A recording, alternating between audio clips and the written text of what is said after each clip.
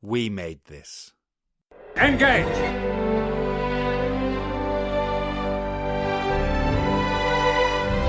Tea Earl Grey, hot. There are times, sir, when men of good conscience cannot blindly follow orders.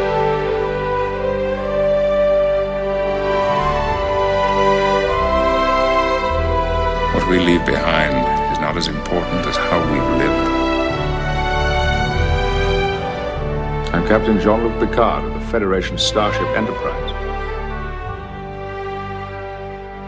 Make it so. Welcome back, everyone, to Make It So, a dedicated Star Trek Picard podcast for the We Made This podcast network. I'm your host this week, Tony Black, and my co-host Kurt North is, I keep thinking of trying to find inventive ways to describe him not being here. We've had, I think he was on vacation on Riser, he's been on a Section 31 mission, so maybe he's just, chilling on, in Infinity Spaceport on Nepenthe. Maybe that's what he's doing this week. Having some pizza. Yeah, having some pizza, yeah. Chilling at the Rikers. So joining me in Kurt's stead this week is my special guest, second time round on Make It So, Mr. Craig McKenzie. Nice to have you back, Craig. Hello, nice to be back. I'm the unique position of being this only two-time guest on this run of 10 podcasts, so I'm very privileged. You are, absolutely, yeah. And first time we've ever recorded together, so that's quite nice. And we met, didn't we, at a Star Trek-related event. Yep, try to sneak into the Picard panel, funnily enough. Yeah.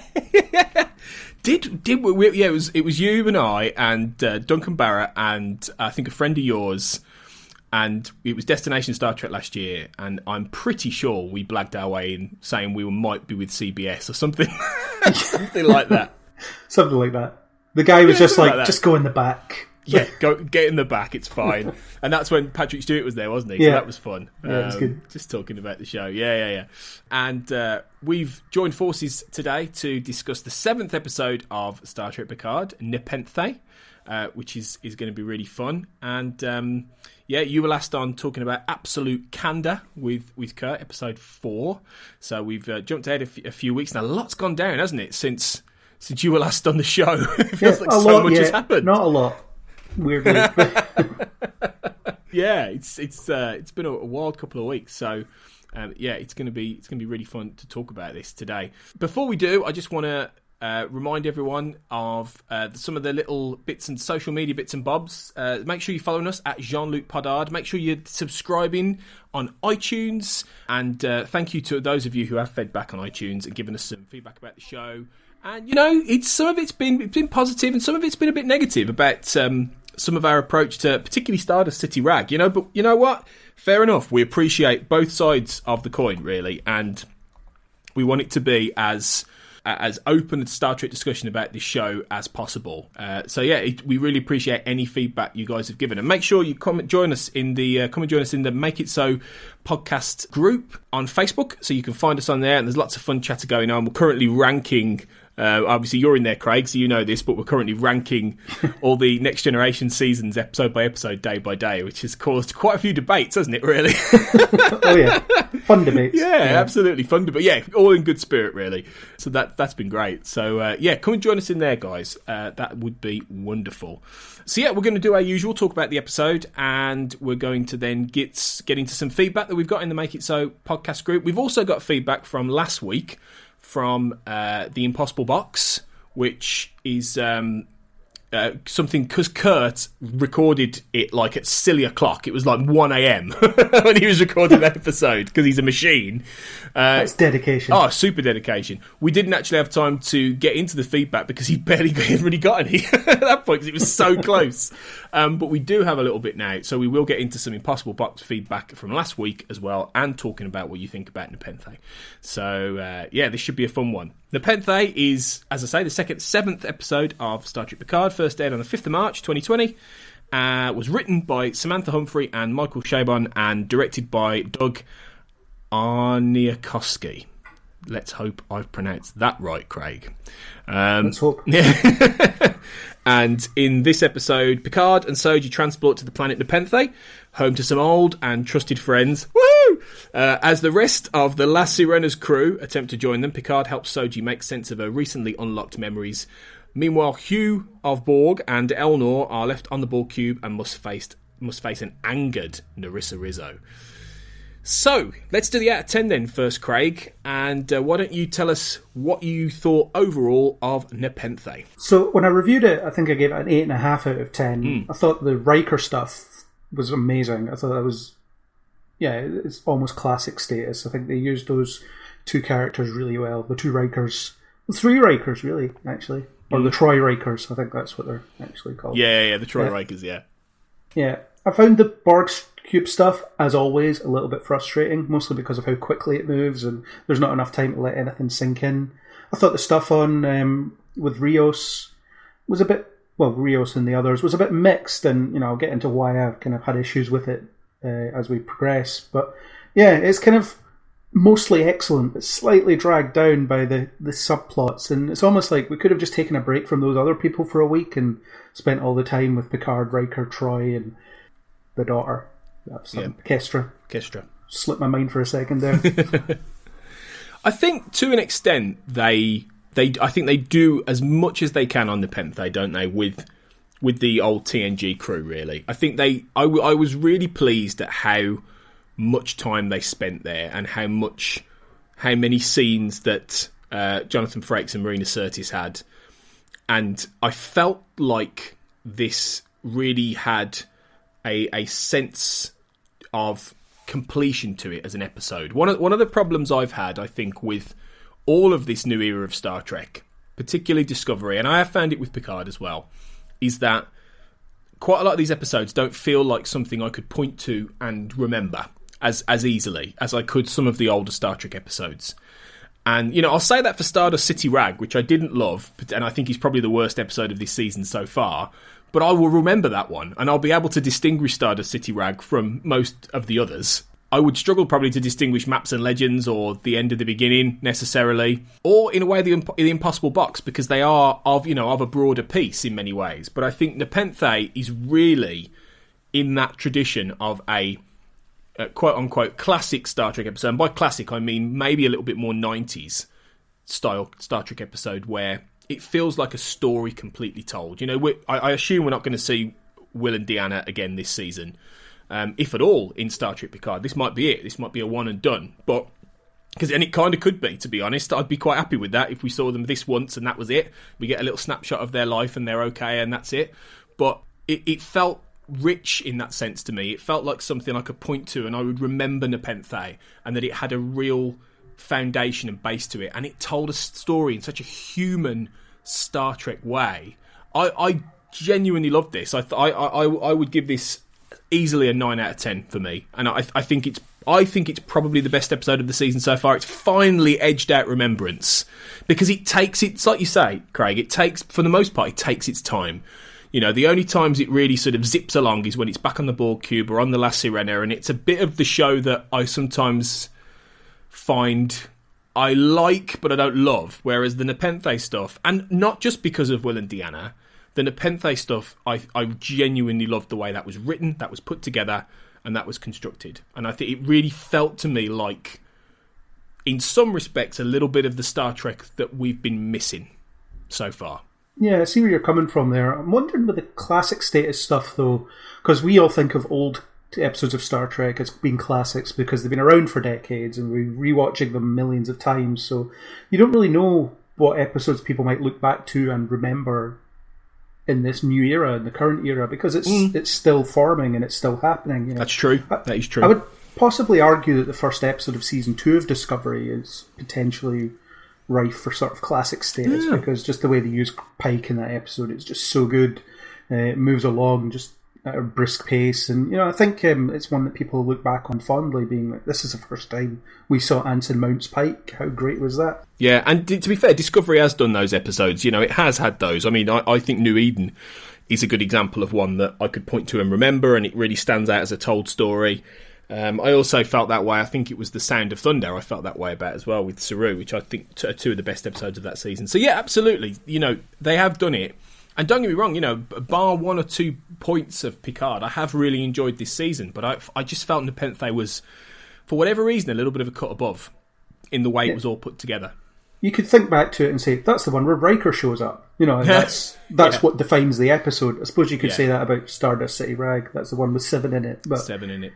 Yeah, that was one of the weaker ones for me as well. But I don't know. Yeah, it'll be hard. I think once the season's over, I might be able to point back to other episodes and say, okay, this is like an important one, or this is a really good one because of what it sets up, or anything like that. Yeah, no, absolutely, yeah. I mean, you know, there are, the one you were on, Absolute Candor, there are points of that where you could point back and say, oh, that was the, you know, where they get to Vashti and all this kind of thing. So when I'm thinking back already, there is that level of distinguishing thing to Picard for most of them. You know, Stardust City Rag as well, I would think of the a Free Cloud, you know, and that sort of Space Vegas kind of vibe and stuff like that. And that felt a bit different from some of the other things. So there's definitely that distinguishing point, which is good, because one of the things that, and I really enjoy streaming modern television, and I enjoy, you know, serialized formatting and things like that. But one of the reasons I want Star Trek to sort of be a bit of both is because I think it's great when you can point to a Star Trek episode and it really feels like its own piece, its own told piece, and it has that semblance of itself to it, and it's not just part of something, you know, long form and bigger. And I think actually we might look back on Picard and see that it's got that balance pretty right, I think, on the whole. I think the last half of this final season of Deep Space Nine, you'd probably struggle to figure out which episode is which. You know, which one is the one definitely. where Worf and Ezri get captured again, or which one did they get released? You know, because it is that very much the build up to the finale that they're doing that whole, I don't know, it's like 8 or 9 episodes or whatever it is, and I struggle to think back and think, oh, that's the one where the Defiant gets blown up, you know, so it could happen in 2 or 3 in my memory. You know. That's true. Some of them do get lost in the shuffle, and that was 20 years ago. So you're right. You are absolutely right there. It's something that, you know, and it's one of those, I mean, I don't know about you, but with DS9's last few episodes, the one that always really sticks out to me is the end, is the final one, what you leave behind, you know. The rest, I'm a bit like, yeah, you know, they're all good, but I feel like, that's the one that really leaps out at me as the one I truly remember, unless I do a rewatch. So, but like you say, you need to see a whole season, don't you, really, and get the, you know, the feel of it, you know, as a told piece. So we'll hold off on properly judging it on that perspective, I suppose, till the end of the season. But yeah, Nepenthe is I think a really, really good episode of not just Star Trek Picard, but Star Trek, and I've got a lot of fondness for this one. So, given we both like it, Craig, should we talk more in detail about it? Absolutely.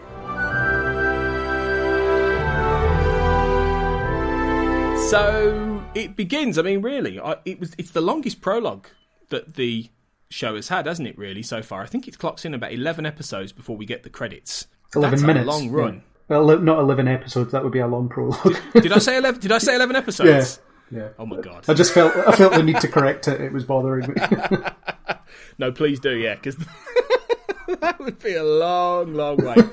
11 minutes, and there's a lot going on. It felt like structurally they wanted to sort of cram in as much of the stuff, sort of connecting the Impossible Box and Nepenthe into the first chunk of the episode before they then got to Nepenthe and we met the Troy Rikers. So they could leave it clear to an extent and have that more as the base core of the episode. That's how it looked for me, anyway.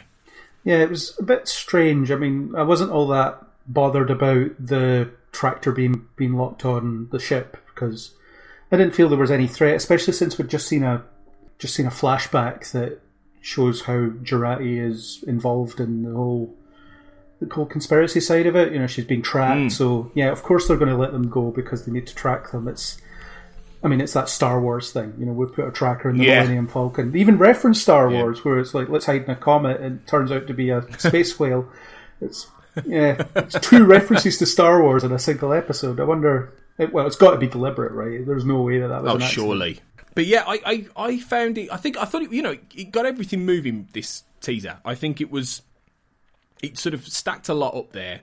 Like you say, the stuff with them getting away from the cube is pretty, you know, they've got to get away, haven't they, really? They've got to get back on the road, really. So it's fairly standard in that. You know, at least throughout the episode, I feel like at least they've got a good idea that it's a trap. You know, at least they kind of have sussed out, even if they don't quite necessarily know how or why, they've sussed out that they've been let go because someone's going to be after them. So That would have been better than them trying to figure that out and spend the whole episode, because I'd have been a bit like, oh, come on, guys. I'm glad they knew they were being followed immediately. Yeah, it gives you an idea that Rios is actually pretty good at his job. Yeah.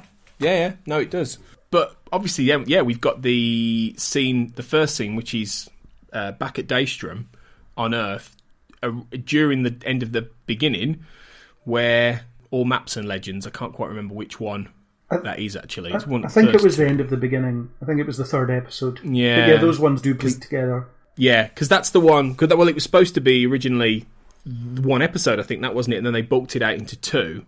And just after that, Agnes turns up, and there's that whole shady moment of, was she in on that attack on Picard or not?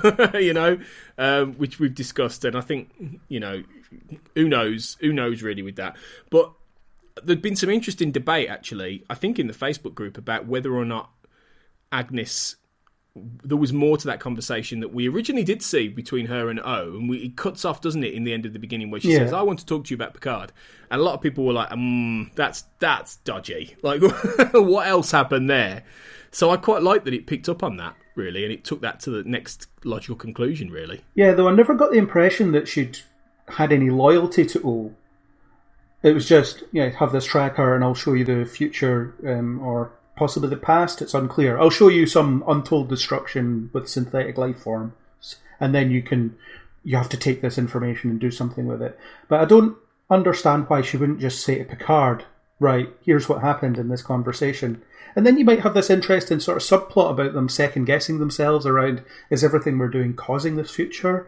Or are we actually trying to prevent it here? What's actually happening here? They would have that bit of self-doubt. But I don't understand why Jurati wouldn't just sit down with Picard and say, okay, Commodore O came to me and spoke to me. She seems a bit dodgy. Here's what I saw. Here's what we're up against here. Rather than her operating in the shadows. It doesn't seem to fit for me. No, it's funny. I had a similar thought, actually. And I think, if we're being honest, I think this is a good example of... I hesitate to say bad writing, because I don't necessarily think it's bad writing. I think it's more the forced necessity of drama. I think you see this sometimes, don't you? In some shows and some films where maybe they could have done things with a little bit more... I don't know whether cleverness is the right word, but just a little bit more nuanced. A good example of the same thing for me is Batman versus Superman could have been sorted out if they just had a conversation, basically. If they just sat down and they talked to each other, right? And you could have avoided a hell of a lot of that stuff. Like you say, in a similar fashion, it doesn't make much sense why she's, unless there are things we don't yet know. And I mean, the fact she she seems to try and kill herself at the end of the episode with that neurotoxin, to me, is part of the plan that O has asked her to do. I don't think she's done that because she's guilt-ridden and she's trying to kill herself. I think it's somehow some part of what she has to do. So there might be more steps to this as to why she actually has concealed it. But you're right. Why not just tell him? And like you say, it's a bit unclear as to what this means, because there's a few questions here. I mean, what did you make of it? Because the first thing is that I think it sort of confirms that O is a Vulcan, for one thing, as opposed to a Romulan posing as a Vulcan. Yeah. Unless there is... Because I don't know, you may know this and I don't, but I was under the impression that Romulans couldn't or didn't mind meld, and that was a Vulcan thing. Well, they've never been shown to do it, but I don't think they've ever said that they can. And I kind of got the impression that whatever that guided meditation was, I forget its actual name, that was their equivalent of a mind meld. And I mean, there didn't seem to be any actual, mind melding going on, but maybe there was a bit of, telepathic suggestion going in, or it's not 100% clear, but I don't see any reason why the Romulans couldn't mind meld if they tried, if they tried to figure it out, although it begs the question of why they aren't just doing that to extract information from people when they're, when they've captured them or whatever. It's at the worst a lost art to them, I suppose. They've never thought along those lines. They've never figured out how to do it because they renounced being Vulcans early on. Yeah, because my assumption was that the Vulcans had figured out how to do that because they'd found this sort of control within themselves, and they had learned how to focus their emotions and things like that, so they were able to sort of have more of this telepathic link and, you know, tap into things like the Catra and all that sort of Vulcan mysticism that the Romulans don't seem to have. You know, they have a lot of history and they have a lot of subterfuge, but because they wear their emotions more in their sleeve and they're more sly and cunning, they've not seemed in the past to have that esoteric aspect that the Vulcans do, that you saw in things like, you know, Amok Time, or you saw in The Search for Spock at the end, you know, with the ritual and things like that. And then in Enterprise with all the awakening stuff and the Kishara and all these things that suggest that the Vulcans have tapped into more of a esoteric, spiritual, you know, telepathic aspect. So, and you know, O says, you know, my mind to your mind, which is a very Vulcan saying. And I think there have been questions as to, and this might have been answered somewhere, so if anyone does know this, let us know, but whether Oe's posing as a Vulcan and she's actually a Romulan, she's Zad Vash, or she's a Vulcan who is involved in all this ancient Romulan mysticism, I don't know. I mean, off the bat, my instinct from this is that she's a Vulcan. And if that's the case, that really does make this more interesting for me, actually, because what is a Vulcan doing involved with all this? She's basically an Enterprise Vulcan. You know, all duplicitous and dodgy. Yeah. Well, yeah, exactly. Yeah, she is, kind of. So in a way, I'd kind of want her to actually be a Vulcan, because I think that's far more interesting, especially if she turns out to be like the big baddie behind, you know, the Zad Vash to some extent, which has been sort of part of the suggestion we've seen, even though we haven't seen her a lot. So there's that aspect, and also what we see. What did you make of the flash visions that we see of? Do you think it's the future, or do you think that she's showing us something that has happened before? Well, I've seen the preview for next week's episode, and they use some of that footage in the preview. I haven't gone through it frame by frame, so I don't. There's only a couple of the images that stick out in my mind, like exploding planets and things like that. It actually reminded me of the stuff in Discovery, you know, the vision of the future in Discovery that we saw. Yeah. I don't know if it's connected in some way. I mean, it is artificial intelligence and artificial life, so there's a connection there. I'm getting a bit tired of apocalyptic scenarios, and I don't think we ever really had an apocalyptic scenario in TNG. You know, we had people with powerful weapons, and I suppose the Borg are kind of a coming apocalypse in their own way, but it's just, oh god, it's another show where the universe is going to blow up if Picard doesn't, or if the hero doesn't stop it in time, and Picard stopping the end of the universe. I'm not quite on board with that. Yeah, it feels a bit more Doctor Who to me than Star Trek, actually. You know, every Doctor Who season seems to have some sort of, you know, apocalyptic thing that's going to go on that she has to sort of, or he has to solve, you know, at the end. So yeah, I get that. I think, you know, but again, it's all stakes, isn't it? It's all drama, and it is a little bit for me of a cheat, you know, or perhaps the downside of a serialized format, in that you have to keep building up the stakes. You know, the stakes have to be huge. You know, you haven't got the singular episode style anymore, so you have to ramp it up and ramp it up and ramp it up. And what's the worst kind of thing? You know, the destruction of everything. So yeah, I know it is interesting. I'd be more intrigued if this was the past, you know, and we were seeing something that had happened long time ago in some way. I don't know. I mean, we see an exploding, what looks like Earth exploding, or a planet like that. We see what looks like flesh sort of peeling off, because I did try and freeze frame this. You see flesh like peeling off, I think. I don't know whether they're synthetic faces as well. That's the interesting thing. They're all in robes in like a desert environment, and it looks like they might be synthetic faces, and their flesh is peeling off. And then one Romulan, they look like Romulans, and one Romulan woman shoots herself in the head. So and you see O with the hood as well. So it could be the Zad Vash somewhere. It didn't feel like the future, you know. It was. Or it could be a mix. Maybe it's a mix of two different things. Well, we've still got that ancient secret to learn about, that the Zad Vash exist to keep hidden. So I imagine we'll find that out probably within the next couple of episodes, because if it's just dropped in the last 5 minutes of the last episode, there's no time to actually explore it. Or maybe they'll leave it for season 2, which would be really annoying, because we've been building up to a cliffhanger all season. That would be immensely frustrating. Well, you know, that's a big question mark, isn't it? Whether or not they're going to, and I dare say we'll talk more about this in this podcast towards the end of the season, but whether they're going to keep this story going, or whether it's going to wrap up by the end of the finale, which we found out today has got a 2-part. We found out the name of the finale today. It says Et in Arcadia Ego, parts 1 and 2. That's the name of the finale. And I know that's Latin, and I will look that up and find out what that means, because There's an episode of another show I like called Millennium that's called In Arcadia Ego. So I've come across that before. So I will find out what that means by next week.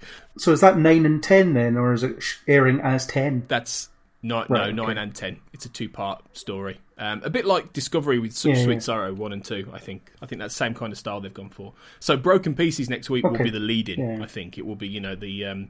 I imagine it would be almost like a 3-part finale in some respects. But yeah, so... Yeah, it'll be interesting to see where that goes, really. I think I did like I suppose we should talk about this in general, really. Poor Hugh. Yeah. I mean, I did really like the fact that he was really upset and disturbed by the fact that Rizzo, confirms how, one-dimensionally evil she is by just murdering XBs in order to try and get what she wants. And I did like the fact he's wounded, he's crying, he can't cope with that. It's a bit of a difference from the quite, together leader of the Romulan reclamation projects, of the Borg reclamation project that we've seen so far. We've seen him quite, together and with it and running this operation. And then the moment it goes wrong, he kind of emotionally crumbles in a way, doesn't he? Yeah. Although it's a bit of a waste to get rid of him at this point, because I think he still has so much more to give. There was just so much more behind the surface that they could have played with over the course of multiple episodes. And rather than just coming with a minor shock value of just killing him off in this episode, it was just felt pointless to me. It's like, why bring him back? He could have been anyone, in effect. I mean, previous episode you had some really good stuff between him and Picard that could have only really come from him.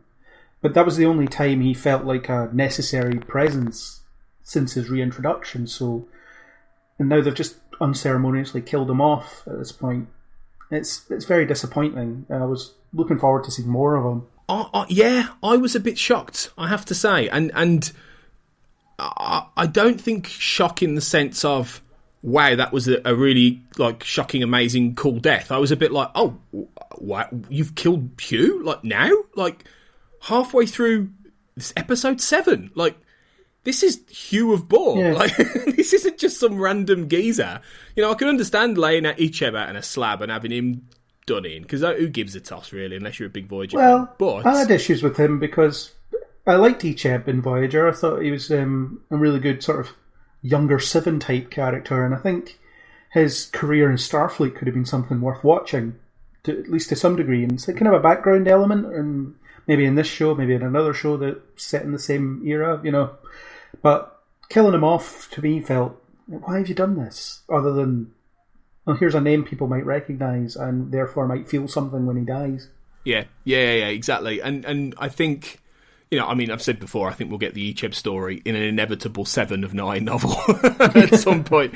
But I think, killing Hugh was really sad, and I was gutted, and I was like, oh, Hugh's lovely, he's a nice man, why would you do this? But I wasn't as moved as I think I should have been at that point. I think it was too sudden, and it was too out of nowhere, and it didn't have to happen at all. I mean, I do feel like they are. I mean, obviously at the end we see Elnor, press the 7 SOS. So 7's coming back next week, and the trailer, if you've seen the trailer, shows 7 in broken pieces. So and we all knew 7 was going to come back. I do wonder, have they got rid of Hugh because they needed space for 7 to come onto that cube and have a character who Elnor works with, and maybe they felt like Hugh was... I mean, don't get me wrong, I don't think this is a good decision, but maybe their thought process was, Hugh might just end up sort of standing to the side, chipping in one line here and there, and because it's all going to be driven through 7. 7's going to come onto that cube, she's going to help Elnor, presumably, chase Rizzo off or power up some... whatever Hugh was going to do in the Queen's cell. He talks about channeling huge power and destroying the cube, or something's going to happen to that some cube. kind of hidden power thing, or he's going to get the cube working and move it off or drive it or whatever. So maybe they thought that having Hugh there would... Maybe for drama purposes it's more interesting if they don't know quite what Hugh was planning to do and they've got to figure it out for themselves. I don't know, but I feel like it was... I didn't have that emotional punch that to have I think no Hugh scenes deserved. between Hugh and 7 at all. It seems obvious that these two should be in the same room together at some point to discuss their similar yet very different experiences of escaping the collective. Yeah, what a waste. especially given Jerry Ryan and Jonathan Del Arco are like best mates in real life. You know, and have got a lot of shared experience. I mean, who knows? Maybe there's a plan. Maybe maybe Hugh will be repaired. Maybe there'll be some nanoprobe thing that will get him back on his feet. It could be, you know, but it doesn't seem that way, does it? It seems like he's dead. It seems like they wanted that moment of sadness and shock, and oh my god, she's killed Hugh. I mean, maybe that's the other thing. Maybe they're trying to really amp Rizzo up as this bitch, you know. Somebody that we're going to look forward to seeing whoever kill at the end of this season or whenever. Maybe that's part of it. But to be honest, it's not going to do that for me because I just think she's a terrible character, you know, from start to finish. I mean, the only thing I will say is that, and this was mentioned on the actual official Picard podcast, how good Peyton List's accent is because she's not British. And I was astonished to hear that she's not English. She's actually American. I was like, wow, that is really good. It's an absolute waste of Peyton List as well. I've seen her in other things, and she's always been really good. The Tomorrow People, that short-lived CW update of that British show, she was really good in that. She's appeared in The Flash a couple of times, more than a couple of times, but she's really good in that too. There's I think it's called Frequency or something. That I've never watched, but apparently she was very good, and it got cancelled pretty quickly. So probably no point now. But Yeah. But she's good, and I think she's got nothing to work with here. And, you know, there's a story waiting to be told there, as in, couldn't they just have her be someone that knows what the future is and is committed to doing all these horrible things to try and prevent it because it's better than the future happening? So, but all she does is have the same conversation with her brother in practically every episode. There's a suggestion of an incestuous relationship, and now she's just indiscriminately sort of killing people, and it's like, well, you're Federation, that might be a treaty violation, I'll just kill you anyway. Like, what? That's a bit rich. And also like the fact that she's so one-dimensional bad guy. Like, I mean, we don't necessarily, I know we don't, I mean, no, I was going to say we don't need our bad guys to have nuance. Yes, we do. I mean, look at someone like Gul Dukat. He is one of the greatest bad guys, I think, in fiction at all, completely, like through and through, not just Star Trek. And how brilliantly written was that character and nuanced. I mean, yes, over 7 series or whatever, but even from the first few episodes we saw Dukat, he was really great. He was perfectly cast. He was well written, and you've seen this in other Star Trek series. You've seen it with other characters. Even Tomalak's better than her. Yeah, Tomalak, he was good. And in fact, Jonathan Frakes brought him up, and actually, Andreas Katsoulas, in the recent, I think for the Impossible Box, and how good, you know, how he sort of set the template for what the Romulans were throughout TNG. And he's absolutely right, you know, that came from that performance of Tomalak, you know, which was an evolution of Mark Lenard, really, in the original series. But, you know, you haven't got anything like that with Rizzo. She if she had a mustache, it would be on constant rotate, you know.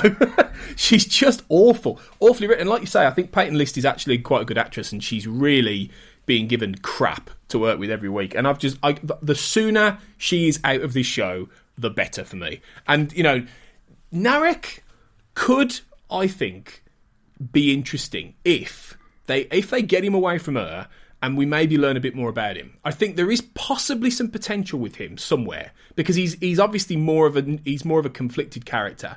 You know, I don't think for 1 minute he's just going to go and carry out Rizzo's orders when he does catch up with Soji. You know, it's going to be more complicated for him, I think. Yeah, it has to be, yeah. Yeah. So otherwise, why did we put up with all those scenes on the Borg cube that were the same scene over and over again? Well, sliding down hallways and all that kind of stuff. I felt for you and Kurt having to talk about that one. When I watched it, I was like, "Oh, that is the worst." It is never. The good news is it's never going to get worse than that, you know. And it hasn't, and it's been upticking ever since. Really, I think in many ways. But yeah, I think there are just lots of problems, and it is a shame that Hugh, it seems, is gone. Especially given he's an Elnor's dynamic was quite nice. I thought there was as brief as it was, Yeah. I think you could have done more with that actually as well, and Elnor actually staying and being there and stuff. Even though I don't know what it is. Whether it's the fact that Elnor is basically not even being written at all. It feels like that guy's just turning up on set and saying the odd thing with his thought in his head, and then. But it's either that or the actor is rubbish, and I haven't figured out yet whether it's Evan Evagora, he's just a really bad actor, or Elnor, he's so thinly written and such a basic archetype that when he's not fighting and he's not twirling around doing all his stuff, there is nothing there. You know, I don't know yet what that is. He seems to have good timing. You know, whenever he was to deploy a bit of a gag when he was on the bridge, things like, I can't remember any of the specific lines, but he would, you know, the kind of, are we pretending, or that kind of stuff. He's always kind of funny. It's like, oh, so you want me to play Elnor, but yes, an Elnor that doesn't talk, and that kind of stuff. You know, I think there is something there. I think there is something they could play with. And I was actually hoping they would, now that he's among other Romulans, he's like the opposite of what Narek and Narissa are, because he's very open, where they're very secretive. So here's two perspectives on Romulan culture that you could have against each other. But no, instead, she's firing a gun and he's using a sword, and that's the only difference in discipline that you get. Yeah, exactly. And like you say, there is a really... I think Elnor as a character is really interesting. The way he's been created, you know, this only male version of the Quat Millat, and, you know, the kind of doctrine he has. That's all really good. That's all really well thought through. I just want there to feel like there's more of a character than just, like you say, the odd occasional wisecracking, sword twirling. You know, I mean, he's also one of those characters right now that you feel like he's too good to be true, in that I don't know if Mary Sue quite fits, you know, the trope of the Mary Sue who just is perfect. I don't quite, but I think in terms of fighting, it almost feels like that. He feels like a video game character that you pull out when you need to win a battle, you know? Yeah. It's that he's too good right now. There needs to be that point where he really is like beaten the shit out of, almost, to point out that actually, yes, choose to live and all this kind of thing, and he can do all this stuff, but actually, because right now, whenever he's in there, I don't think anyone's got anything to worry about. Like, there's no threat, there's no peril. I'm like, oh, well, Elnor will sort it out when he can do anything. He's like a magic swordsman. Like, and so that's fine in one sense, because ostensibly it's fun to see him chopping up Rizzo's guards and all this kind of thing, and having a little bit of a fight with her. She gives him a bit of run for his money, I suppose. But again, I think if you know, he would have got her in the end. He would have killed her. You know, she just beams out in the end. He would have done it. He'd have won. I had no doubt about that. So I feel like they need to deepen him more, and they need to challenge him more, and not just use him for that effect. That's kind of where it all begins, really. And then obviously we have the credits. I will point out something that has been mentioned already. Why no special guest star for Marina Sirtis? She needs a better agent. Yeah, I mean, what the hell is that about? Like, Jonathan Frakes gets one. Yeah, I don't know. Where's hers? That's really bad. Like, she is as special a guest star as Jonathan Frakes Yeah, is. I'd say that qualifies. So, yeah. But pay grades, I don't know. Maybe her old TNG pay grade is still in effect. Terrible. And, you know, this is exactly the argument of, you know, equality is still raging, because that's a great example of how it's not there yet, is it? That's a real shame. But yeah, then we're on Nepenthe, and we get, like we say, these bulk of scenes, really. I think instead of picking through all of them one by, you know, let's just talk about all this in general and unpick, like, the characters and some of the things that go on, because not a lot really happens on Nepenthe, does it? It's really just, it's character interactions, it's conversations, it's exploring what's happened with the Rikers, catching up with them. It's the core of the episode, which is all about Soji struggling with what she's discovered, you know. And I think one of the great things about this episode is that you've had this real, you know, the Impossible Box was, I mean, that last 10 minutes of the Impossible Box was great, because it was just wall-to-wall action. It was really exciting. And the whole episode was sort of building everything up and, you know, really kicking in the arc.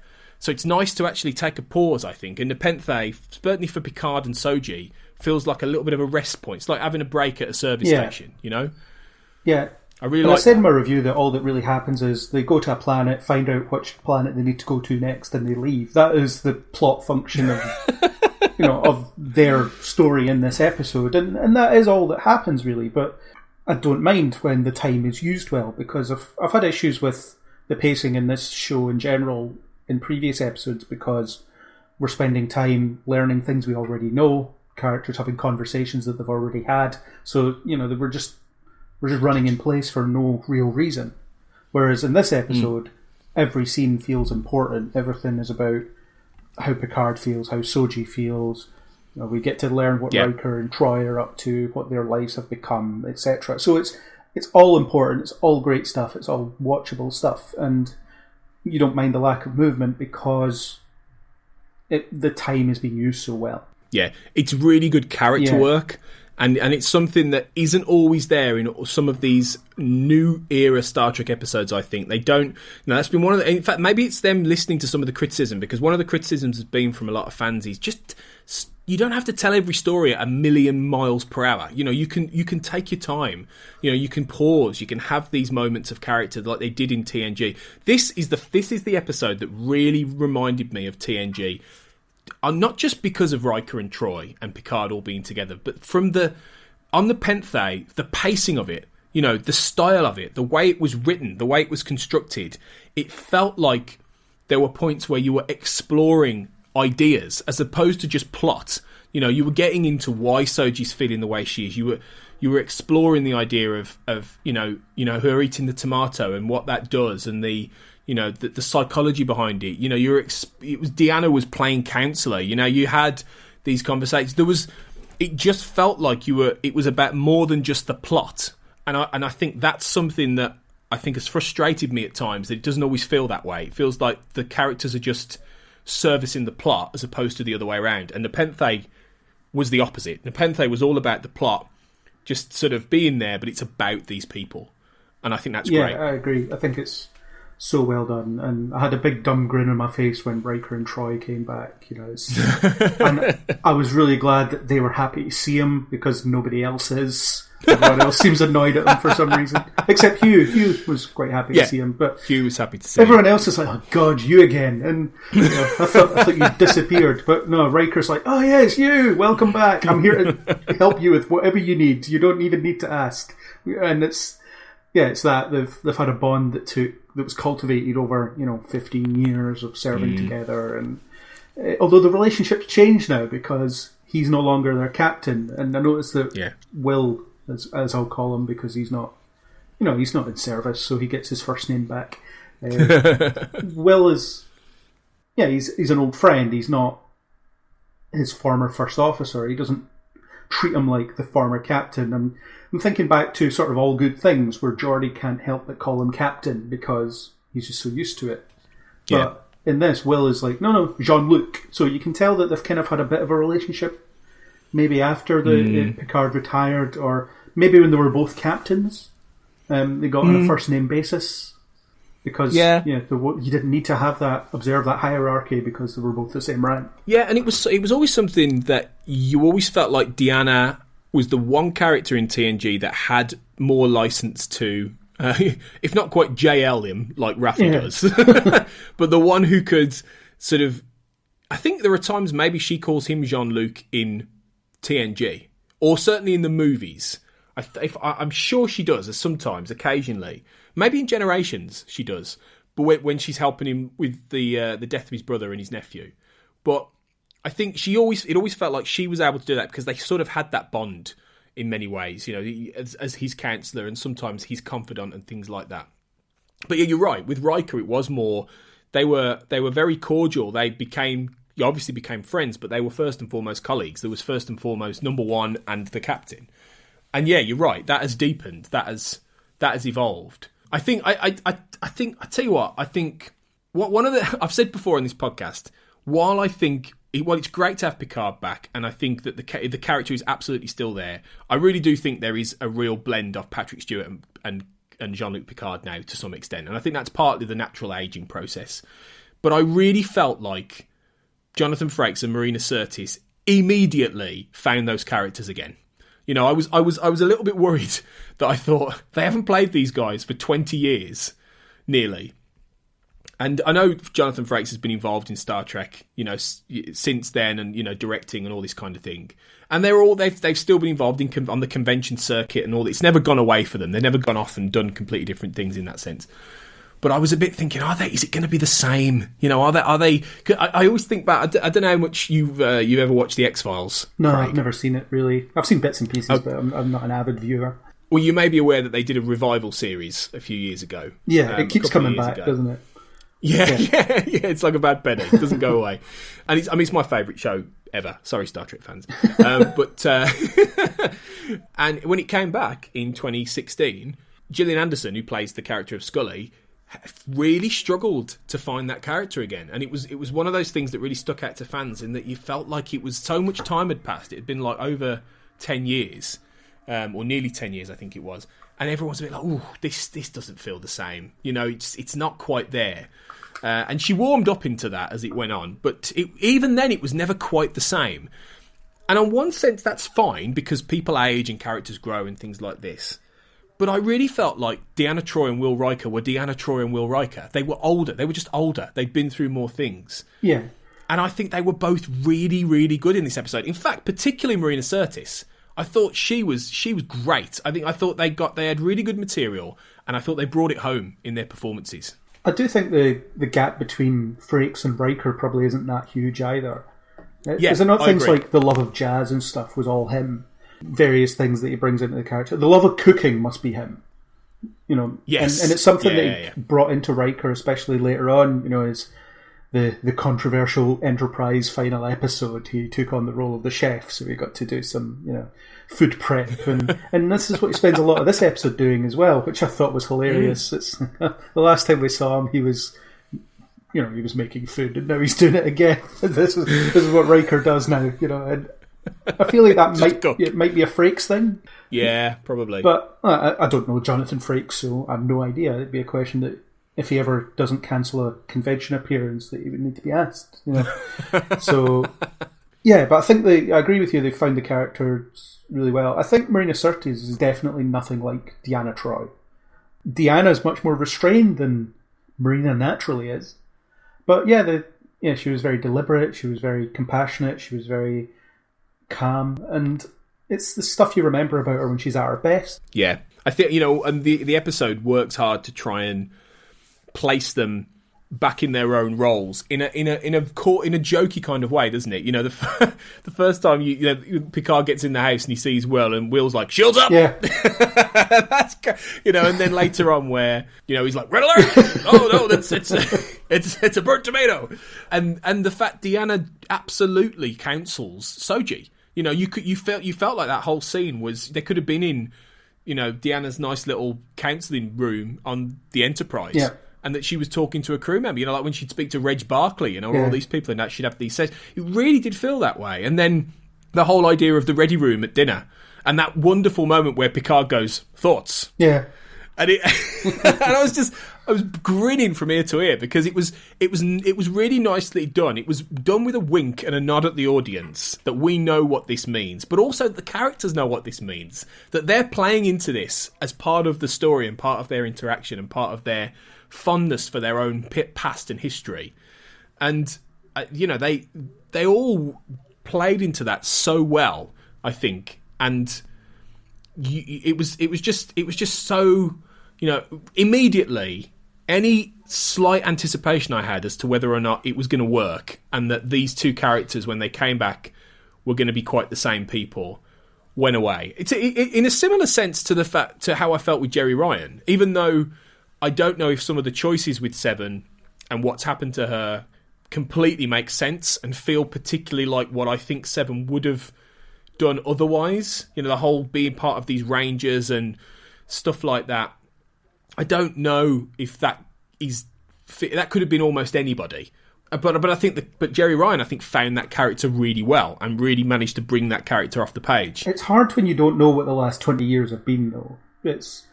We don't know what Seven's been through, so it's, you know, a lot of people say Luke Skywalker, for example, in Last Jedi. It's like, I don't believe Luke would end up like that, and it's like, well, that's your opinion on the character as he appeared in Return of the Jedi, which was quite a number of years ago. You have no idea what really happened to him. And we don't know what happened to Seven once Voyager got home. You know, presumably her relationship with Chakotay crumbles pretty quickly, and she finds this other cause to go up again, you know, follow. And I think he died.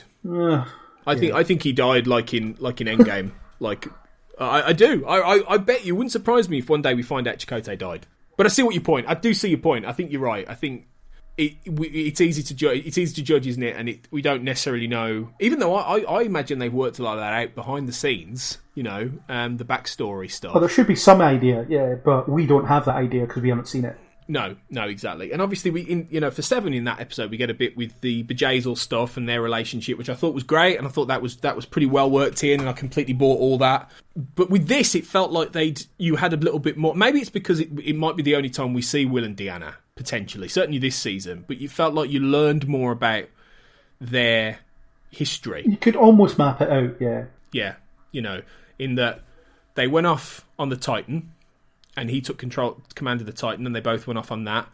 They had Thaddeus, their son. I think they said he was going to be about 18 years old, so he'd have been born roughly 2381. So that's about 2 or 3 years after Nemesis, I think, something like that. Yeah, so not far after. Not far after. And then Kestra's about... How old would she be? About 13, 14. So she was probably born a few years later. And the key underpinning to this is that Thad died. Yeah. And we don't know what age he was when he died of what Deanna describes as, I've got it written down here, what he died from. Mendaxic neurosclerosis. He died of some technobabble virus. Yeah, technobabble virus. And we don't know when he died. It must have been when Kestra was pretty young, because Deanna talks about the memory or the pain fading a little each day, which suggests that she barely knew him, and the fact that it's going to get to a point where Kestra barely remembers her brother, like she only remembered talking about him or the vague couple of memories that she has. So yeah I get the impression maybe when she was like, I don't know, 4 or 5 years old. Yeah, something like that. I mean, what did you think of this? Because obviously, ostensibly we see the Rikers and we almost expect them to have this perfect life. When they get to Nepenthe, it's this paradise kind of planet. They're living in this beautiful sort of wood shack out in the forest. They've shields. They're with shields because of the Kzinti as well. Did you pick that up as well? Yeah. So, that is a deep cut and a half, that is, isn't it? Because the Kzinti, just so people know, are from the animated series. Carnivorous feline humanoids. And originally, Bjayzl was supposed to be a Kzinti.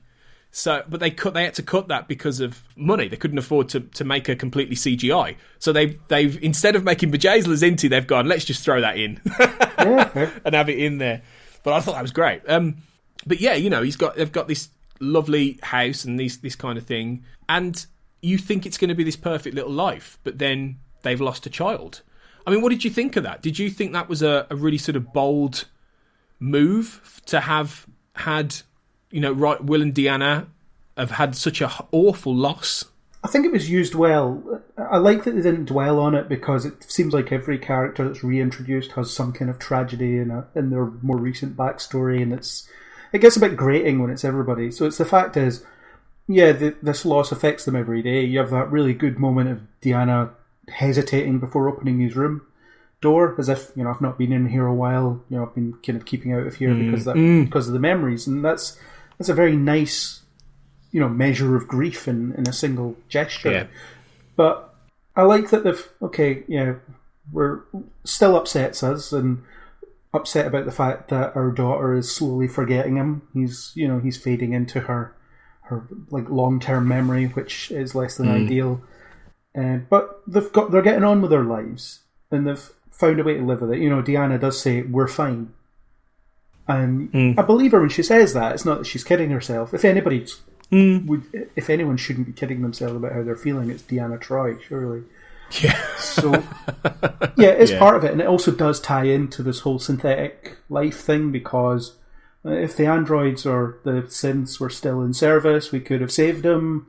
So here's another thing that has been impacted by it. It does connect them in a way, but the episode more focuses on how happy they are and how they've found a place to belong, and they've clearly had a conversation at some point where they've said, okay, we've lost our son, but we still have our daughter, and we need to focus our energy on bringing her up, so we can't fall apart because she's looking to us for guidance. That's it's a parent thing, obviously. Absolutely, and I think it was really beautifully put across. Actually, there were some great moments where you could see the pain that they still felt. Both Jonathan Frakes and Marina Sirtis acted that really subtly but really well. There were moments where he comes up in conversation, or there's that moment where Riker's talking to Picard about being ignorant of of danger and things like that, and how that can come and bite you back on the backside. And he says it more eloquently than I just have there, but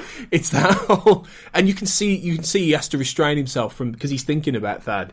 And then, like you say, when Deanna's about to go into his room, but it was just really nicely done, and just really sad. And I think, they could have just had two kids, or even just Kestra, and be happy and be content and this kind of thing.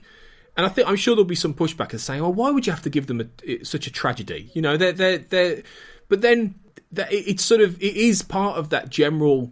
And I talked about this, I think, in Stardust City Rag, but that general sort of broad idea that this utopia hasn't worked out the way they thought it would. The next generation utopia has not worked out. Everybody they've not quite got through it in the same way that maybe we thought they would 20 years ago.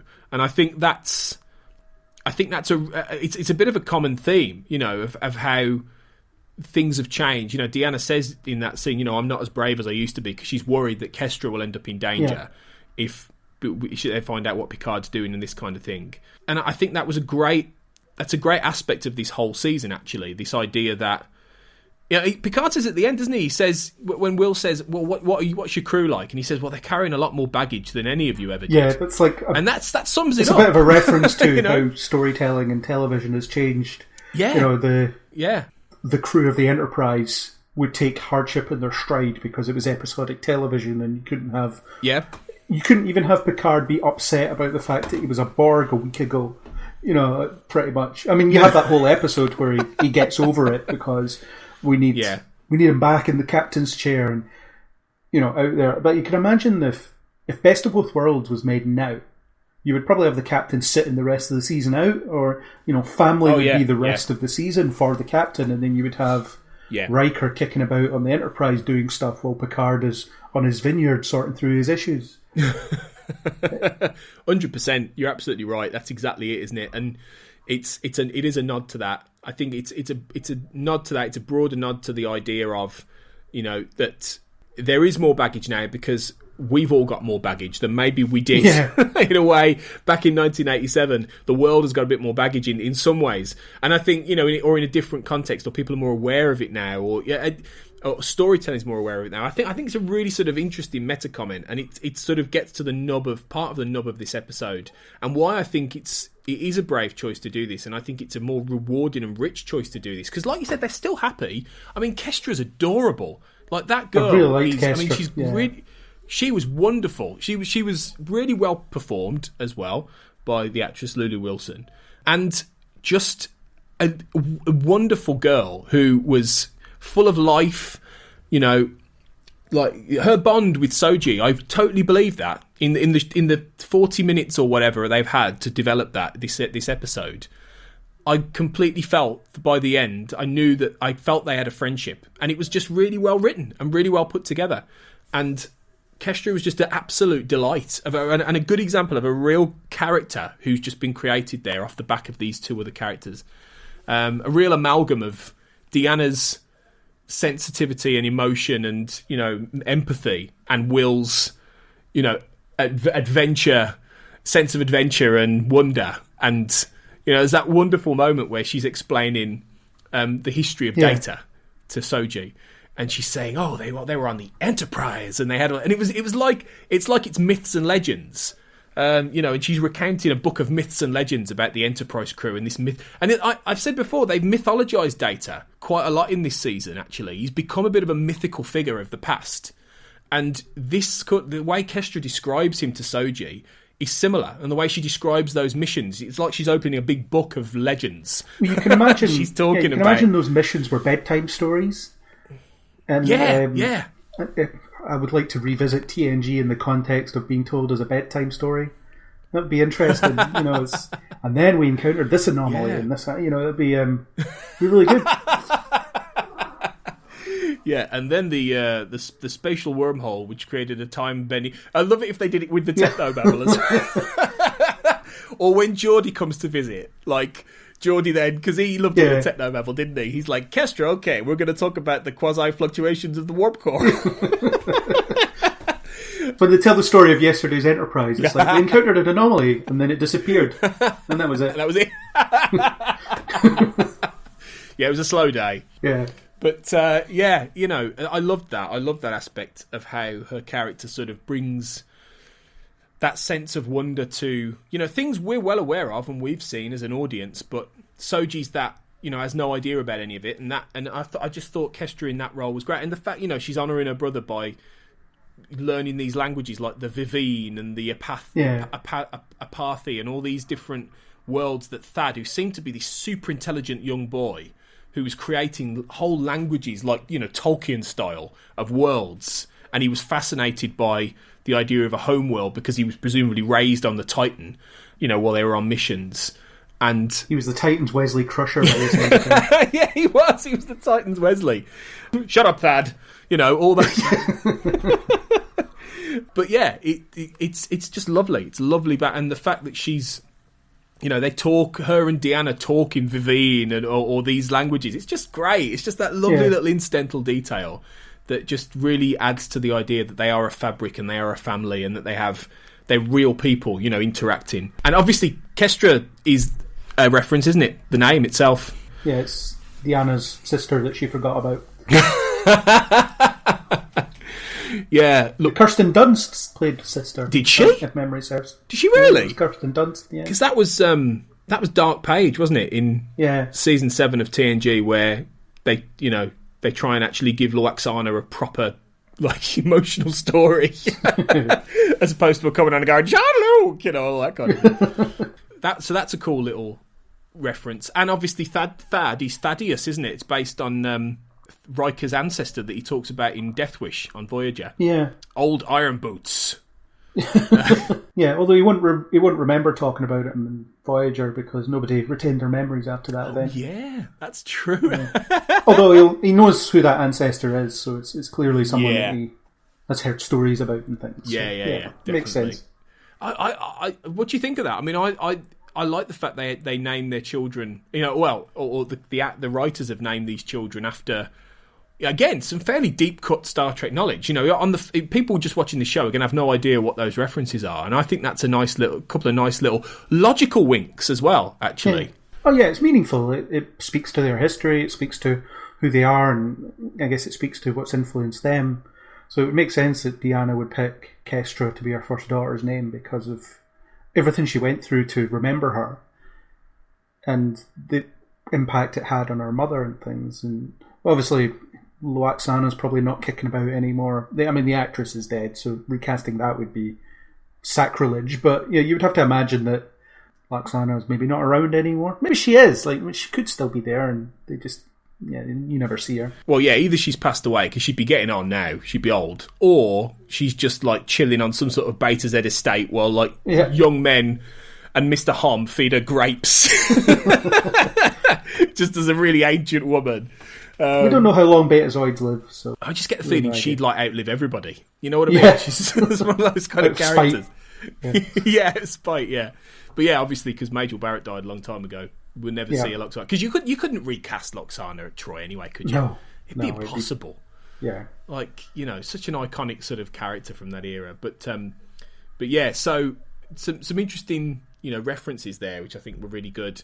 What did you think of Soji's story then throughout this? Because obviously she is still the crucial point of this whole show, and she goes from the start of this episode being very paranoid, distrustful of everybody, of Picard, of Deanna, of Will, of Kestra, to a point by the end where it's almost like she's starting to find a bit of a surrogate family. I felt I liked what they did with her. Obviously she's going through a lot at the moment. She's just learned that she's an android and that her life that she remembers is a complete lie. So that's a lot to go through. And I think the way she interacted with Kestra was really important because they're the two outsiders, in a sense.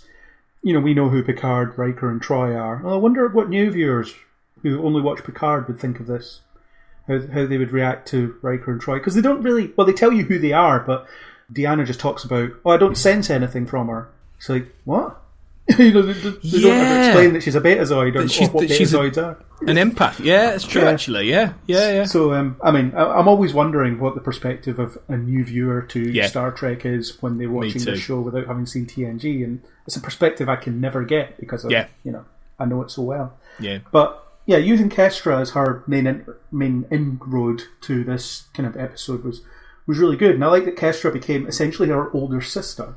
Yeah, she's way younger. Yeah, at least in terms of her physical appearance. That's true. And then helping her sift through all the things that are rattling through her head by just asking the questions. She's unapologetically curious. She's like, well, can you bend steel with your bare hands? Do you like the violin? Do you like Sherlock Holmes? Do you do this? And she's like, well, what's with all the questions? Like, but then it's this.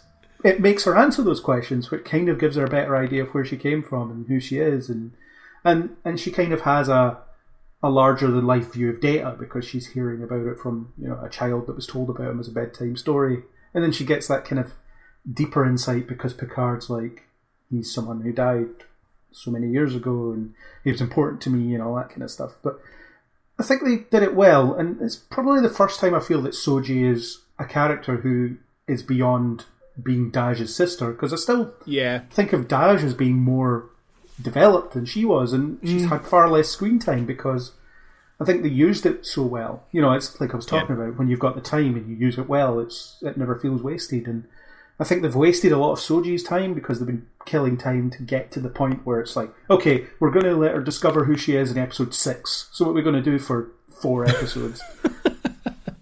Yeah, to be honest, you could have had Soji come into it way later in the series. You could have had just focus on Picard and his crew and have them, going on their, getting together, going on the missions, etc., trying to find her, and then she comes in, and then you have maybe 1 or 2 episodes where you establish the Narek and Soji stuff, and it might have been far more palatable and enjoyable had it all been condensed a little bit more than being spread out. Because, like you say, for weeks we were like, oh god, when are they gonna stop?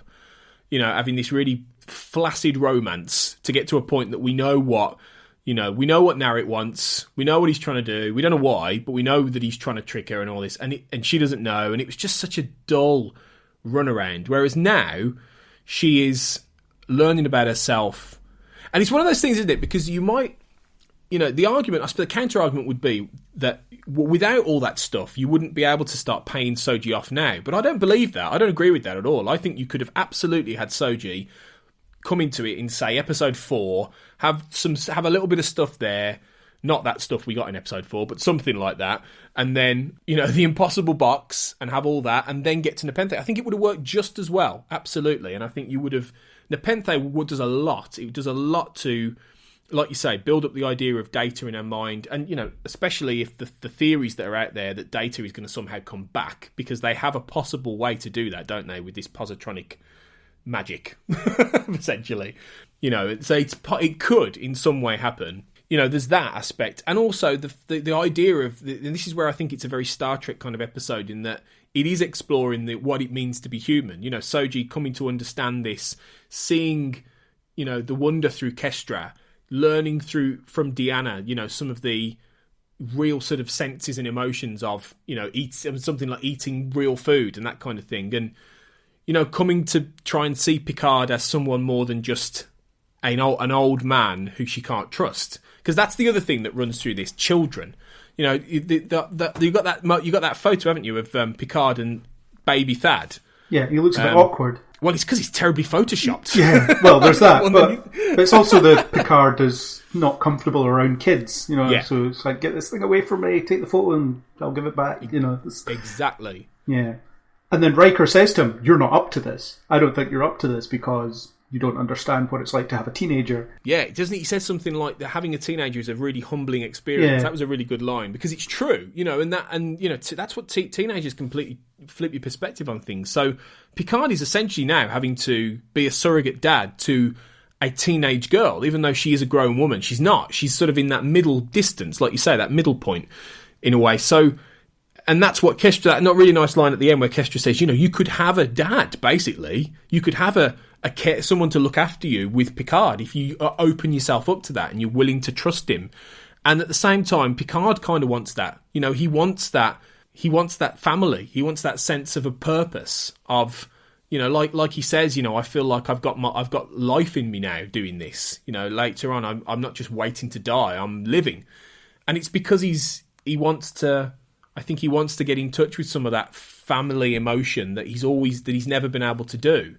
So, I thought that was really well put together in this episode, and it gets them to a point where I think it's a good stopping off point to sort of build that connection between them before they get back into the fray of revelations and earth-shattering, literally reveals.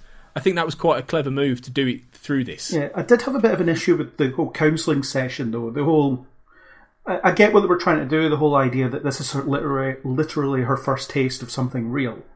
This tomato, you know, everything she's ever eaten before this comes out of her replicator, and everything she knows about herself isn't real either. But Deanna sort of having a position on what she considers to be real was a bit weird for me, because I think the argument would have been better served as you're completely real. There's nothing artificial about you. It's just your creation method is different than ours. So the fact that she said, I get the idea of real isn't always better because the artificial could have saved our son. That's what they were getting at. But I didn't quite buy that she would make that distinction, especially because she was so close to Data.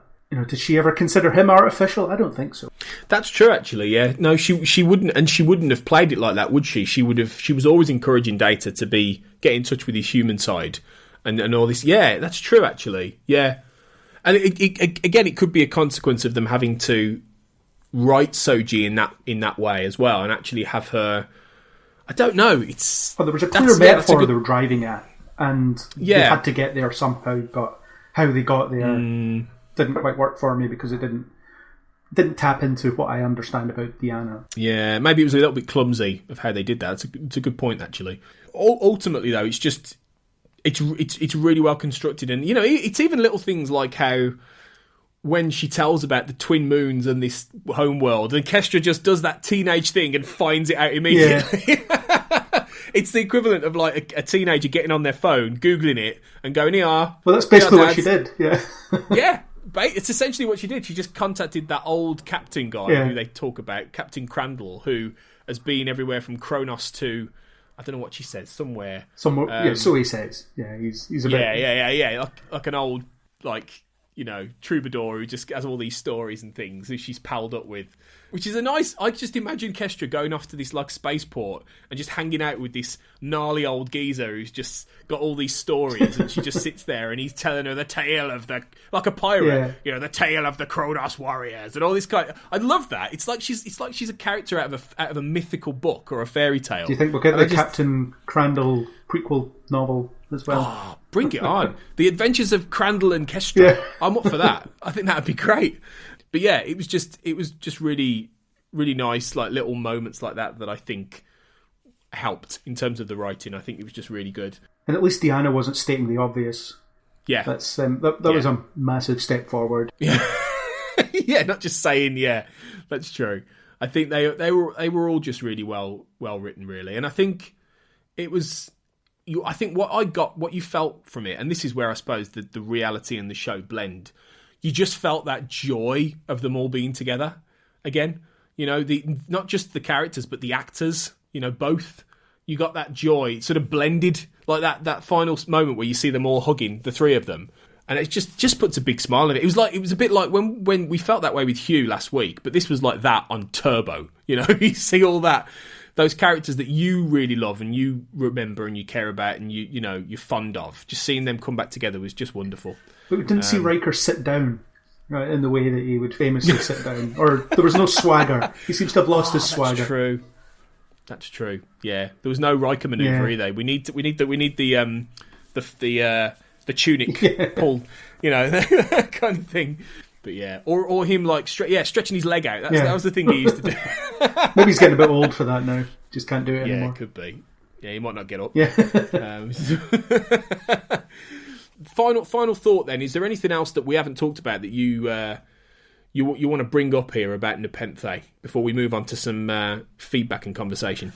Not in terms of the Riker stuff. That was all really good, and it was just scene after scene of just really good conversations. I think there's a bit more that we haven't really touched on in terms of the stuff on La Sirena, because we've already talked about the fact that Jurati's motivations are a bit sketchy, but I thought the interactions were really odd, because I got the impression early on in the episode that Raffi was suspicious of her, because suddenly she starts, being all maternal, being like, let Raffi take care of you. You want some cake? You want some chocolate milk? And I thought we were waiting on this penny to drop where she'd be like, I know you're being tracked, or I know that, like, you had this conversation. Yeah. And then Rios does it a bit later on, where I thought when he was trying to implicate Raffi, he was like, he was trying to tease it out of her. But it just seems like he actually genuinely suspects Raffi, which makes him seem a bit stupid. I don't know about that. I'm wondering if he's playing a game here, and that he does suspect Agnes, and he's putting her on a bit. Because he's known Raffi for years. But there was that look he gives her as well sense. On the bridge. He looks at her, as she's on the console, and he's looking at her as if to say, I don't believe you. Or maybe. If that's true, I don't buy that. Yeah, I don't buy that at all, because in the last episode, or I don't know if it was the last one, or it was one of them. They're talking like they're old friends, and they've got that sort of intuitive thing between them, and they've got a lot of they've got some history. For him to suddenly think that she's got a tracking device, and that she's working with the Romulans, when she's like conspiracy queen number one and has been for years about how the Tal Shiar are up to this and all that, doesn't ring true, does it? It's true. That's a good point. I mean, there was that scene where it's like, why did Raffi come to Free Cloud? She never told us, and now she's suddenly back. That's weird. But they had a conversation last week about how her son didn't want to be in his life, or maybe it was the week before, whichever one it was. But yeah, so he knows why she was there. So that's why I kept thinking, they're trying to trip her up here. They're working together, and they're being, they're behaving oddly around her to try and trip her up. And there's the sense that Jurati feels a bit guilty when she puts herself in the coma, because, I don't know, these people have taken care of me and they don't deserve to be betrayed like this, so I'm going to put myself in a coma. But the EMH on the ship is rubbish. It wouldn't do anything about someone being who's dying on a bio bed, and then wouldn't do anything about someone who's been poisoned either. Yeah, it's all that stuff I felt was a bit... I mean, like I say, I don't know if the Agnes thing is just that she's guilty. It might be, but I feel like it's part of something else she's up to. I don't know what to make of that. I find that, I still don't like the way Raffi's being written. I still find her a bit of a caricature of a character.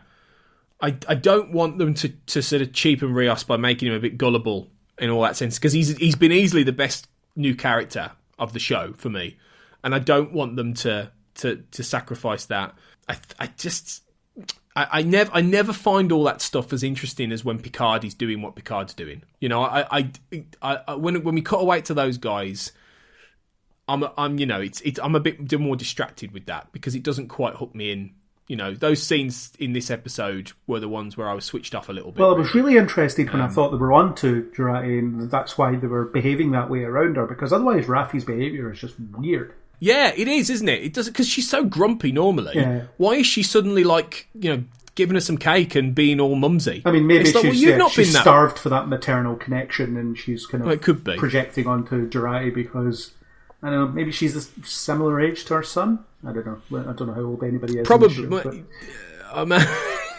maybe it could be that, but it's not really there, is it? In the dialogue, it's not really there in the way it's being presented. It just feels a little bit jagged. It feels like they don't quite know what to do with Raffi half the time. Well, it would suit her to be suspicious, wouldn't it? Well, yeah, it would. It'd make more sense for her to be like, because that's kind of the person she is. Yeah, it's a little bit erratic. So maybe it will settle down, as potentially the truth about what Jurati's been up to is going to come out, because I'd imagine that can't be far away now, because clearly something's not right with her. So yeah, that's all to come. I think it will really kick off in the next episode with a lot of these plot lines. So that's Nepenthe. Should we kick into some feedback then? Let's see what everyone else thought. Yeah. Okay, so thanks to everyone on the Make It So podcast group who've chipped in with some thoughts. Let's do the Impossible Box thoughts first, actually. Okay, so Colleen Costello says, number one, Narek, you suck. Please kill your sister, she's tiresome. I can't disagree with that. And number 2, they better not be about to do Hugh and Elnor dirty like that. Oh, dear. No. Sorry. Half right. Yeah. Yeah. Well, actually, there's a guy called Craig McKenzie who's this guy? down. Yeah, this Who's guy he? again. We better read his stuff out, though. Just in case. So, you said, a good one. You got some major plot movement, which you enjoyed. Picard's Borg PTSD was brilliantly done, as was his interactions with Hugh. I still have issues with the way Picard is characterised some of the time. Raffi was struggling. He doesn't pay any attention to it because she is helping him get what he wants. It makes him seem ignorant and completely divorced from the man he once was, while not holding him accountable for it. This is interesting. A few people have said this, haven't they? And obviously, he hasn't really had many scenes with Raffi for weeks. Yeah. He hasn't done a lot, has he? Like, there's none this week. Like, there wasn't many in Stardust City Rag. So yeah, I mean, expand on this a bit more. Do you think this is a problem, really? So I had a real problem with it because he does seem to take advantage of her addictive personality by throwing her things that will, that will fuel it. And in that episode, you had the whole getting diplomatic credentials and all that, and she was kind of like swirling about on her chair, and she was clearly like not all there. And then when she was done, Picard just gives her a round of applause and then lets her slink off to sleep it off. And it's like, you should probably be picking up on the fact that she is not okay and doing something about it. Having a conversation with her or something. He just seems to willfully ignore it, and I'm just like, what are you doing, Picard? That shouldn't be you. Like, I know he's changed in the past few years, but I think there's some fundamental things that should always be true of him, and he should never sit and watch someone who's spiraling out of control continue to do so. It's an interesting point, that, and it is coming up a couple of times, and it could be that they needed an extra scene there to try and do some of that, and they didn't do it for whatever reason. It's interesting. Yeah, I wonder if we will get a bit more of him and Raffi in coming weeks once they all get back together, and we might get a bit of that repaired, but who knows? We'll see. Zach Moore said this was a big bounce back from last week's episode, for me anyway. Stardust City Rag was my least favourite, and The Impossible Box is my second favourite so far after the series premiere. A lot of that had to do with something actually happening on the Borg cube and the plot finally progressing there. Oh yeah, that's true. Yeah, no argument. SDS Thompson said, I'm a bit late to the party here, but my goodness, that was fantastic. Picard, still grown as a character in 2020, having started in 1987, is just a fantastic thing to watch, and there was some superb acting from Patrick Stewart in there. Not sure about the Romulan walk around some lights and your soul is revealed thing, but almost everything else was A1. I found Elnor genuinely amusing, and I like the very understated way he delivers pretty much every line. I guess up until now I've been really trying to like Picard, and now I really do. Well, that's good. So I think a lot of people liked The Impossible Box. I don't think I loved it as much as everybody else, and obviously I wasn't on the episode last week talking about it. I did enjoy it. I thought it was a definite step back in the right direction and the best one for a few weeks. But it's gone down well, hasn't it, I think? And I imagine the same of Nepenthe, to be honest. I think it's just any episode where something actually happens and people people are at a different position at the end than they were at the beginning. I think that's something that people will latch onto for obvious reasons, because we only have 10 episodes and they shouldn't be wasting time. No, absolutely. Okay, let's get into some Nepenthe feedback then. So Helmholtz Watson said, great episode, and I'm still none the wiser of what's coming next. In today's current climate, I would have preferred they all go and have a Dixon Hill adventure instead. Playing with all my emotions this series, and so very dramatic and dark. I do love it though. So yeah, generally, I mean, I think we'd all love a Dixon Hill episode. I don't know if we'll get one. Doubtful. Oz Trekkie said, awesome episode, one of the best ever Star Trek episodes. Wow, that's cool. Poor Hugh. Crying face. Yeah, I agree. Absolutely loved Deanna Troi in this episode. Her empathetic best while still obviously dealing with her own grief. Loved that Riker got to say, shields up, scans the maximum. Why their house needs shields and scanners would make a good idea to follow up in a comic or novel. Yeah, again, tie-in material.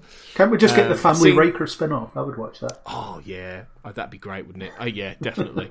The scenes between Kestra and Soji were beautiful. I'm still not sure if Agnes is a good guy, bad guy, under the influence of the meld, or a mixture of all three. I think she's all three, to be honest, but so far anyway. The preview for next week hints we may find out why the Zap Vash fear the synth so much. Can't wait. Yeah, absolutely. Could well be that. Michael Bentley said, Picard and Soji on Nepenthe, Picard and Soji on a path with Kestra, Kestra with her parents, Picard and Soji with family, in quote marks, Picard and Soji at rest, Picard and Soji on the ocean. That's quite nice. That's a nice...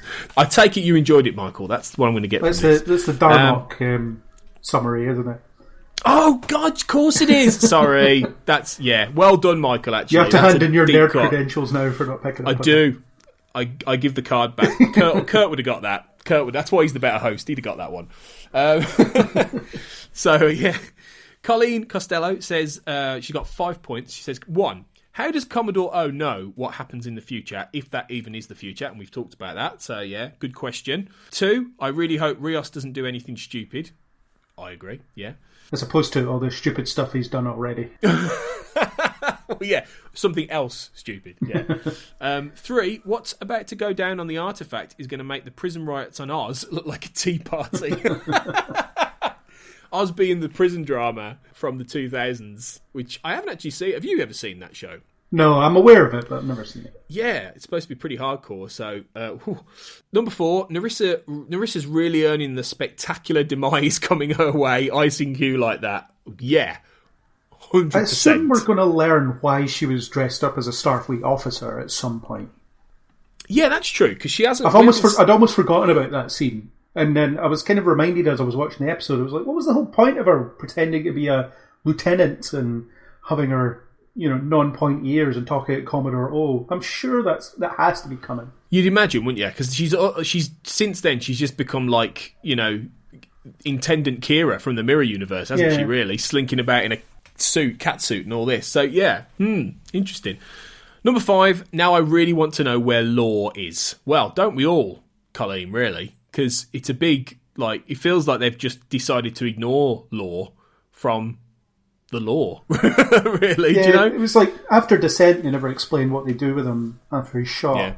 Yeah, it does make you wonder. I don't think we're going to see Law. I think they're quietly pretending he doesn't exist, to be honest. Maybe they think he's just too cheesy an idea now in this day and age. I don't know.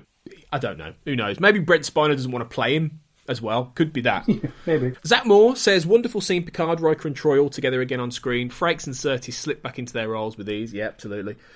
Would it be too much to ask this show, though, to allow any of these characters to be tragedy and trauma-free?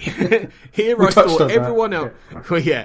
Here I thought everyone else seems miserable, but at least Riker and Troy are living happily ever after, raising a family. Then, nope, dead son! Come on! Speaking of dead, R.I.P. Hugh, I'm shocked and disappointed you didn't get any scenes with Seven, and now you'll never get a reunion with Geordie either. That's a good point, actually. Yeah. They missed doing that in Descent, and again here, oh well.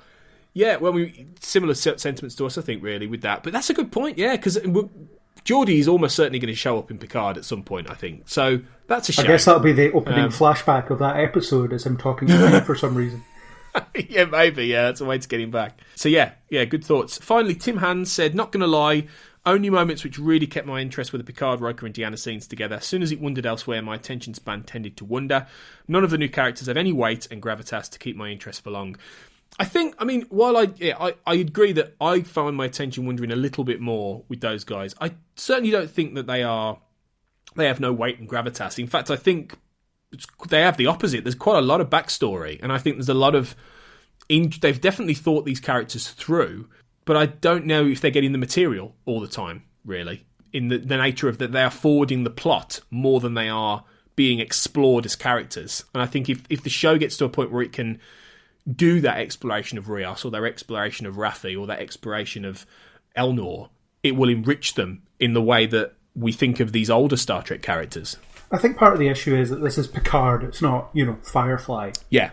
So it's not an ensemble show. Everything has to be funneled through Picard. So you might have this ragtag crew of misfits that he flies around the galaxy with on this particular mission, but it's all in service of him. Even Riker and Troy, everything that they said in this episode was kind of in service of him. You had that great scene where Riker was like, okay, you're not going to tell me what's going on, but I'm going to guess. And I'm going to, and you can tell me if I'm right or wrong. And then he just goes through this spot-on guesswork of, so this is what's happening. So it's Romulans, it must be Tal Shiar, etc., etc. And so everything they talk about is Picard-focused. True. Even when they're talking about their dead son, it's more about please don't invite danger on our doorstep because we've already lost enough. It's that kind of stuff. I think it can be hard when Picard's not on the ship to give us anything of substance with these characters, because the show isn't about them, and so it isn't going to spend any time developing them along their own lines, which limits them in a lot of ways. So, I mean, I don't know if I want to see a Rios spin-off. Probably not, but I don't know, a more ensemble-focused thing with him in it, yeah, it'd be fine. I think you're spot on there. I think a lot of that's absolutely right from a writing perspective. I think I'd like to see a Rios-focused episode. I wouldn't need a spin-off with him. I think it would be great to have an episode where a relatively standalone story at some point in this show's life that explores his character. You know, even if it was in the context of the ongoing plot. You know, it would be nice, but like you say, it is through the Picard character. So these guys, it makes you wonder actually if this cast or the regular cast for the next 2-3 seasons, however long this show has, are they going to by the end be as rich of character as the characters in the ensemble shows that we knew from the old days, or are they going to be a bit more? And you know, while we love these guys and they are iconic, are they going to be a bit more like Sulu and Chekhov and Uhura, who didn't really have anything to do, did they? You know, they didn't in those old episodes, and even especially in some of the movies, they had bugger all going on. Yeah. And tell me one thing that Sulu does in Wrath of Khan. Yeah, right. Yeah. I'm thinking, blimey, you're right there. Nothing. He does nothing. Sits at the helm, doesn't he? Yeah. And this is it. It's maybe, you know, because that show was so driven through Kirk, Spock and McCoy, you know, in almost every episode was through the prism of those guys. Yeah, it's a similar story, isn't it? And, you know, it's the same with Enterprise, actually. That was the same. That very rarely did you get many episodes that bothered with Travis or Malcolm or Hoshi. So it's interesting. It does make you wonder, actually. That's a good point. Yeah, and it even takes a while in TNG for you to get any substance behind some of them. Like, I mean, tell me anything that Worf does in the first couple of seasons. You know, he doesn't do very much, and you know, he gets episodes to himself, but they don't tell you an awful lot about him. And Geordi as well doesn't get an awful lot to do because, he was in the wrong role at the start of the show for a kickoff, you know. And, yeah. So yeah, you can say that about any of them. There's going to be growing pains, but I just don't think that the writers are especially interested in developing these characters. You know, let's give them a bit of a tragic backstory, and then that'll do. So like Rios has this whole, I watched my captain's brains be blown across a bulkhead or something. We've heard nothing about that since. No, we haven't. Since then. And Raffi's family situation, it's okay, that's why she's an alcoholic or that's why she's a drug addict. But other than that, there's nothing to it. And the story that we're telling, because it's not episodic and it's not a different thing each week, there isn't the space to do it, is there? There isn't the space to explore this because we're too busy, you know, in the middle of this mystery box plot. Yeah. So, yeah, it's interesting. We'll see if that changes in a future season, really, because there really isn't the time now. The next 3 episodes are going to be wallop story, I think. So, yeah, I'd be surprised if these characters turn up next season. Especially Jurati. What purpose does she have after this? Well, I think if anyone's gonna, I don't know. I could well imagine there being a scenario where the La Sirena is still used. I think Jurati, really, there doesn't seem much of a story beyond it. Quite honestly, I feel the same way about Soji, really. I can't really imagine why you'd need to keep that character around once you've done this storyline. If it becomes a different story, but I think you could bring Raffi, you could bring Elnor, you could bring Rios. I think they are all portable into something else because they've been brought in with Picard for the reason of this journey. And I think you could have them with him if he goes on a mission into the Klingon Empire, you know, or he goes here, there, and everywhere. Well, Picard's basically adopted Elnor now, isn't he? So yeah, so surely Elnor has to come back to the Vineyard because he has nowhere else to go. Yeah. So you can see him kicking about next season, but I don't know, unless he needs to hire Rios again, why would he be back? And maybe. I've got a funny feeling they'll find the android homeworld, they'll solve this problem, and then Soji will stay there. We'll see. It's all to play for, and it's all going to come up in the next 3 episodes, I think. So thanks to everyone's feedback, guys. That was really good. We really appreciate that.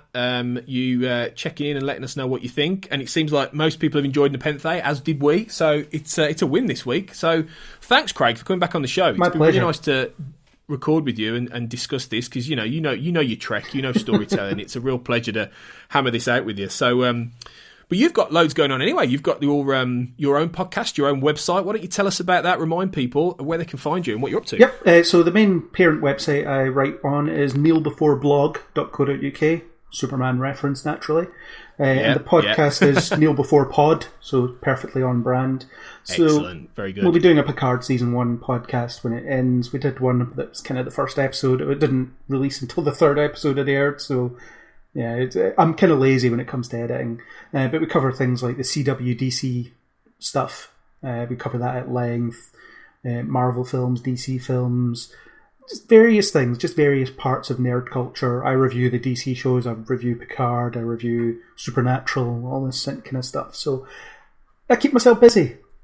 And I never imagined I would quite get the chance to write about Star Trek, or certainly write about something that had Riker in it. So unless I was going to do some kind of retrospective review. So I was really glad when Picard was announced, because it's like, I get to actually write about Jean-Luc Picard without going back in time and revisiting something, because as much as I would love to do retrospective stuff, I never have the time because there's always so much current stuff. So check it out. It's an undertaking, and this episode I wrote like 4,000 something words about. So wow, okay, that's so good. I'm all about the detail. Yeah, and I'll look forward to reading that. Definitely, I enjoy the blog. I enjoy your reviews. So yeah, it's going to be it's great stuff. So and you know your Trek, so it's brilliant. So yeah, look that up, guys. That's fantastic. So you can find the podcast, as I say, at Jean-Luc Podard on Twitter. Find us on there. Find our Facebook group as well, and joining the conversation there. We will be launching some interesting stuff as well. We are potentially going to have a Patreon and expand out the podcast. We're going to be talking a bit more about this over the next couple of weeks as we reach the end of Picard, because I don't think it's going to be the end of Make It So until season 2 of Picard. We're going to try and expand it out and do a little bit, which obviously is going to be next year now. We're going to keep the podcast going, hopefully, Kurt and I, with different guests. So, we're going to tell you a bit more about that, and there'll be a chance to get some exciting... Well, there's plenty of Jean-Luc Picard left to explore, isn't there? There really is, yeah. There's a lot.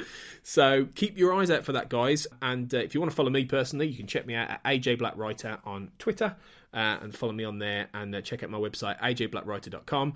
And, of course, check out the podcast network, We Made This, at We Made This Pod on Twitter, and wemadethispod.com, the website, and follow all the other shows on there. We're going to give you a little bit of a sneak peek at what's coming up on there soon, but it only leaves me to sign off. And Craig, I think I'm going to do it in a Riker style this week. So let's see how I get on with this. Oh, and I'm Kneel Before Blog on every social media thing that I'm on. So yeah, type it in, you'll find it. I forgot to mention that earlier. No, that's good. Did that just before I get in with the with the Riker exit. Yeah. With the Riker exit. Okay, here we go. Oh man, Jean-Luc, engage. That's terrible. That's terrible. That was not even remotely Jonathan Frakes. No, he's a hard man to imitate. He was just an American, just a random American voice. Previously on the We Made This Network. Without a mouse. We're joined by a very special guest today. He is the voice of Kai in Frozen 1 and 2. He was the co-director of the 2011 Winnie the Pooh movie, director and official Disney villain from Meet the Robinsons, and currently working at Disney Television Animation. It is Stephen Anderson. Hey, how's it going, Tim? And what is the show called? The show's called Monsters at Work. It's a sequel / spin-off series of Monsters Incorporated, a 10-episode season that will, as I said, begin sometime in spring of 2021 on Disney+. Observing the pattern. It took far too long for someone to realise that someone had actually gotten up out of this mess and walked away. Yes. It seems to have taken a long time. Quite far into this episode, someone decided time to check video cameras instead of, straight away. Wait, didn't they say there was a problem with the video cameras, or I could be wrong about that? But that definitely did take a little bit long. And I felt like Walter and all them, they're a little bit above, typical copy cops. So I feel like they can totally determine that much faster. Cinemortuary. So they rock out, and what I really like is Duper, the dog. he tags out Stevie with a guitar, not fully killing, just like swipes the guitar across. Shit cans in, doesn't he, from behind? Takes him out of the back of a car, fall over, and Harley in the audience to me like, oh, something's wrong, but never harm anyone. Well, yeah. He deserves it. I'm sure he's all right, and he's just lying there like, he'll be fine. Check out all of these shows on the We Made This podcast network.